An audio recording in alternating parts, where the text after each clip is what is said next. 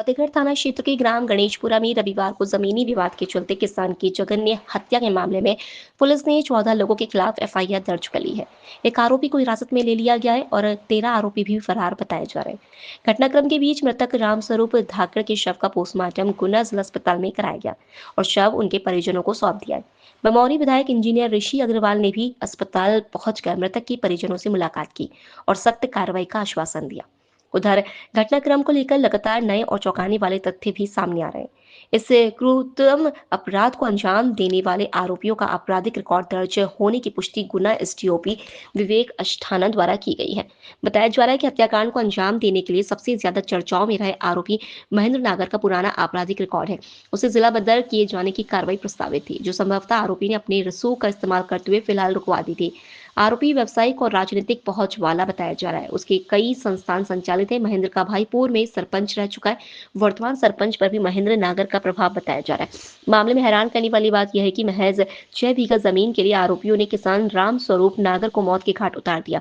यह जमीन असल में राम स्वरूप के मामा के नाम पर दर्ज है, जिसे आरोपी पक्ष ने गिरवी रखा है। फतेहगढ़ और राजस्थान के सीमावर्ती इलाकों में बसे दोनों गांवों में आरोपी और पीड़ित पक्ष की रिश्तेदारी है। इसके चलते महेंद्र नागर का दखल राजस्थान के नाहरगढ़ थाना क्षेत्र स्थित पचलावड़ा गांव में भी सामने आया है।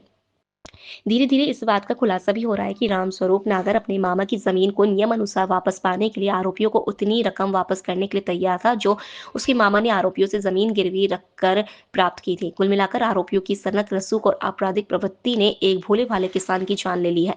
उसके परिवार को बुरी तरह प्रताड़ित किया गया। वहीं अब तक मुख्य आरोपियों की गिरफ्तारी नहीं होने की वजह से पीड़ित परिवार में आक्रोश व्याप्त है। पुलिस जल्द से जल्द आरोपी की गिरफ्तारी करने का दावा कर रही है। आरोपियों में कई महिलाएं भी शामिल हैं, जिनकी तलाश में गुना और राजस्थान के कई गांवों में दबिश की जानकारी सामने आई है। कल दिनांक 26 अक्टूबर की बात है। दोपहर करीब 1:30 बजे ग्राम गणेशपुरा के महेंद्र नागर और वहीं के रामस्वरूप नागर का महेंद्र नागर के रिश्तेदारों की जमीन ग्राम पतलावड़ा थाना नाहरगढ़ राजस्थान में उस जमीन को लेकर के विवाद था। उसी विवाद को लेकर के महेंद्र नागर और उसके साथियों ने, जिसमें कि कन्हैया लाल, जितेंद्र आदि और भी लोग थे, करीब 14 लोगों के नाम इन्होंने एफआईआर में लिखाए हैं। उनके द्वारा रामस्वरूप की घेराबंदी करके लाठी लोहांगी से चोटें पहुंचाई। इसके हाथ में, सिर में, पैरों में चोटें हैं और इस घटना में एक ट्रैक्टर और थार गाड़ी का भी उपयोग करना बताया गया। बीच बचाव में रामस्वरूप की पत्नी और बच्ची भतीजी आई थी। उनके साथ भी आरोपी पक्ष द्वारा धक्का मुक्की और उनके साथ भी मारपीट की गई है। साथ ही आरोपी महेंद्र के द्वारा एक हवाई फायर करना भी फरियादी पक्ष द्वारा बताया गया है।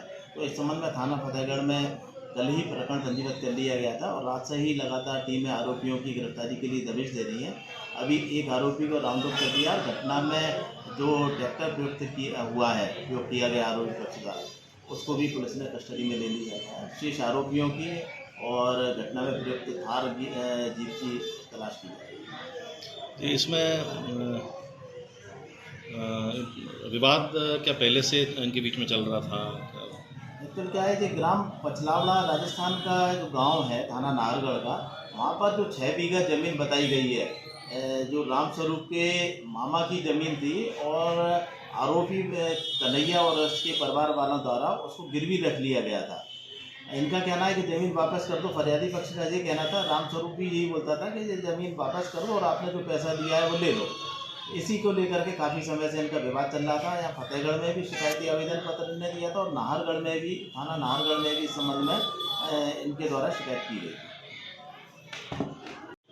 उसमें पॉक्सो जो एक्ट है उसका भी इजाफा किया हो गया होगा, लेकिन इस तरीके का हीनियस कोई व्यक्ति कर रहा है लगातार, पहले भी इसके आरोप लगे हैं और उसके खिलाफ कोई बड़ी कोई कार्रवाई नहीं की गई है जिला बदर या कुछ?